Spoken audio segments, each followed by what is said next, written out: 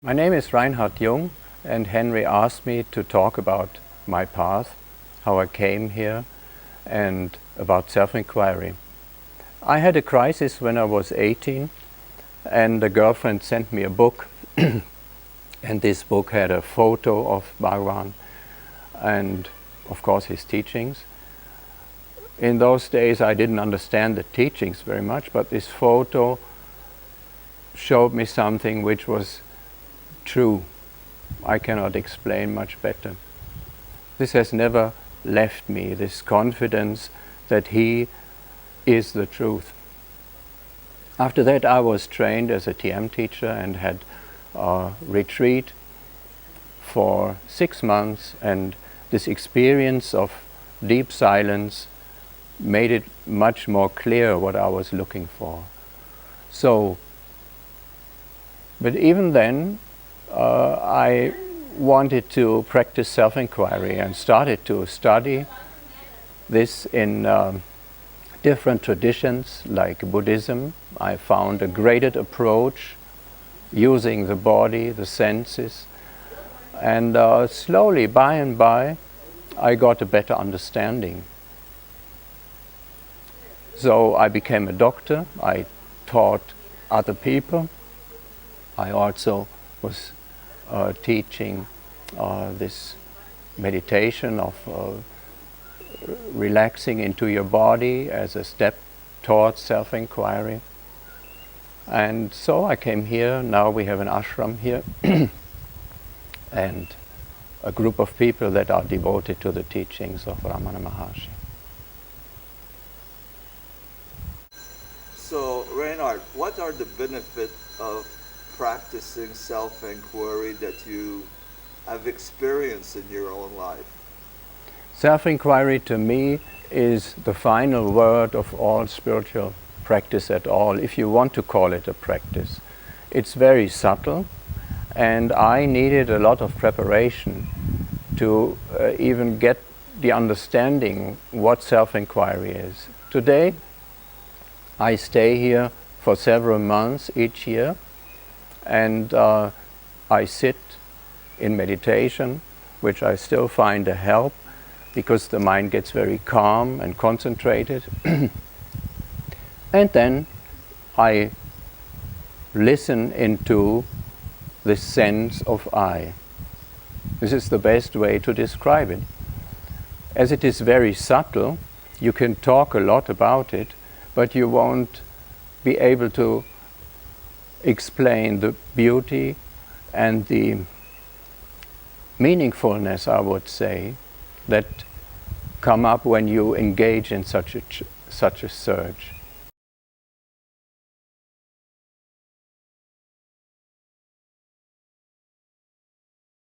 Yes, I had a very good childhood. I was growing up in a big farm in Middle Germany, and it was a beautiful way to start this life. My father was a doctor, and soon we moved, and when I was about 10 years, I was in what they called CVJM in Germany, YMCA, and we had a leader who was really deeply religious. I even know him now. He's very old now, but he was, when you want to say, he was my first guru, because he had some bhakti. In India you would call it bhakti. And he could inspire us children to, I was reading every morning the Bible and really doing it with my heart. So although this was a childlike way, it formed me also. When I was in puberty, I rejected all that. It may be a necessary phase because you're critical, and I'm a critical guy. For several years I didn't want to hear anything about religion. And then I was interested in rock music and heard that the Beatles had started to meditate. And my question was always, how do they get creative? How do they get their ideas, because I wanted to play good music. I wanted to compose good music. So that was a hint. And I noticed that I could learn TM. There was a good teacher close to my parents. And I started. And then something happened which surprised me very much. Up to there, I was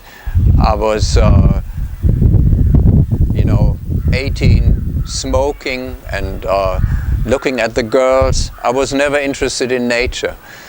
But this initiation opened a door, and something completely different happened. I was perceiving nature. I remember after this initiation I was walking.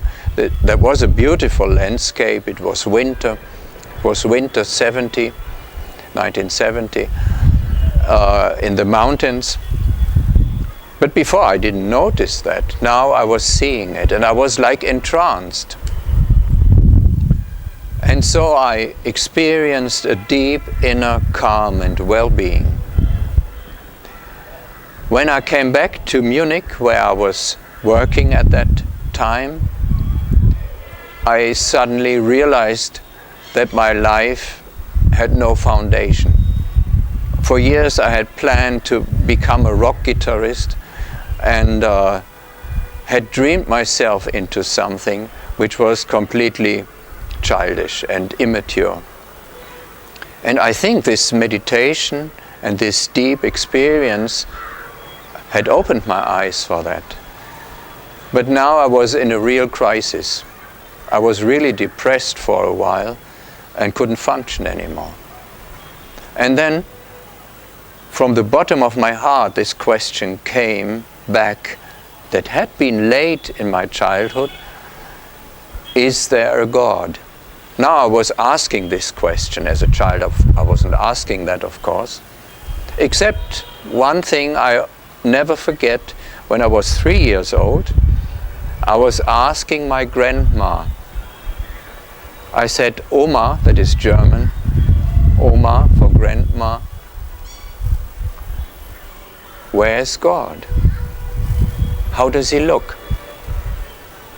And she replied, God is omnipresence. And something in my heart clicked. That was so clear. I knew this is true.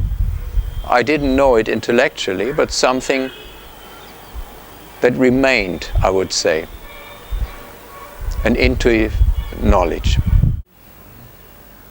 So you said that after receiving initiation from transcendental meditation, you had a personal crisis.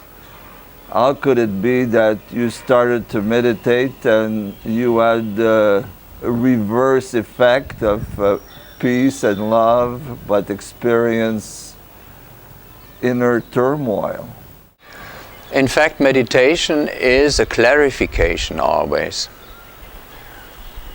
The mind gets clearer, and before it was more clouded.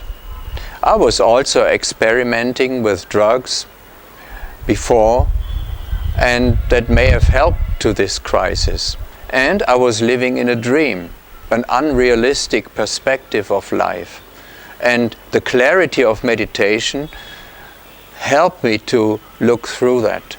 So that is perfectly sound. It was not easy, because it was a real crisis and I felt blocked. And then this question came, is there a truth? Maybe, people are just afraid of death, so they invent some nice stories about God. I was going critically. And then I found a beautiful book. It was a book by a scholar about the 5 major world religions. And I was reading this under a certain aspect. I had experienced that meditation changed my mind very definitely. It had opened my eyes for nature, for beauty. That had been before there, but I had no eyes for it. So this change, I was very sure, if there is anything universal and scientific in meditation or in religion. It must have to do with becoming still, clearing your perception, and it's something you find within.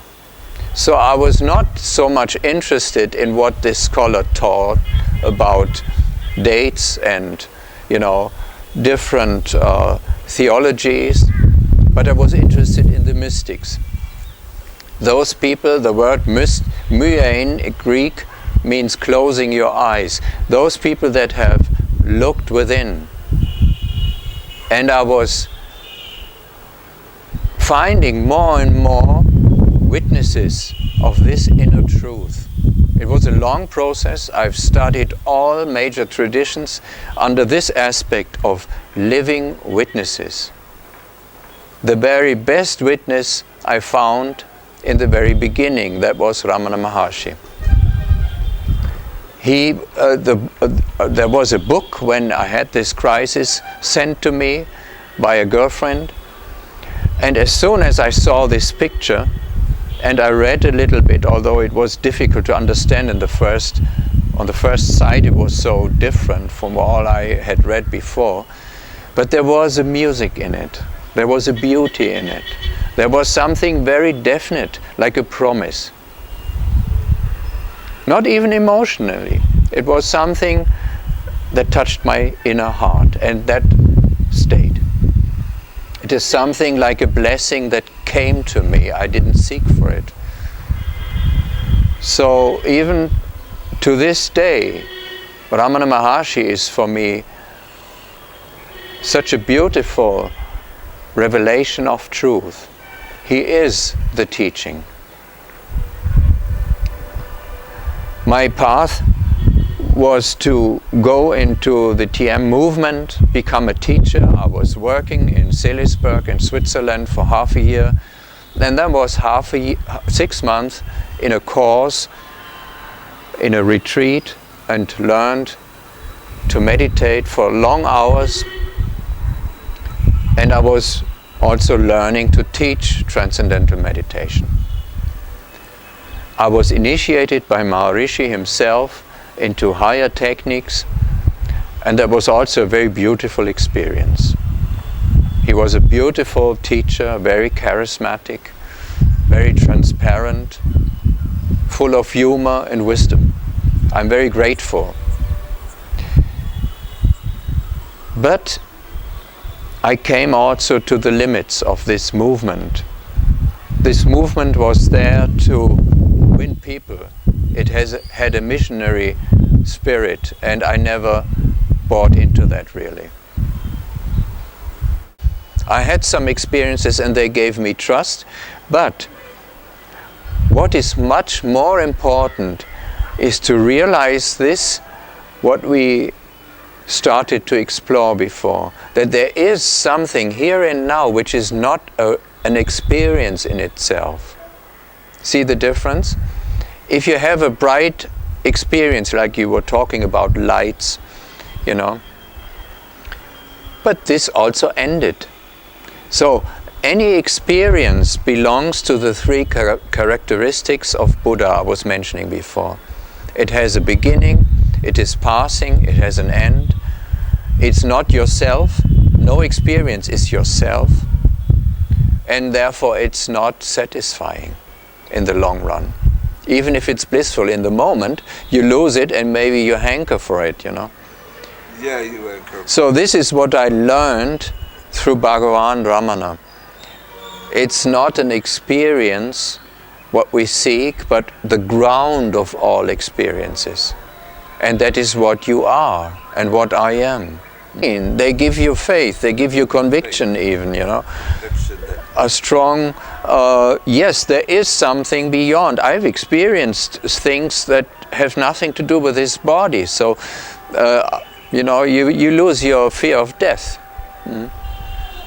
Still, I don't know. When I'm in the process of dying now, I may be fearful. I don't know.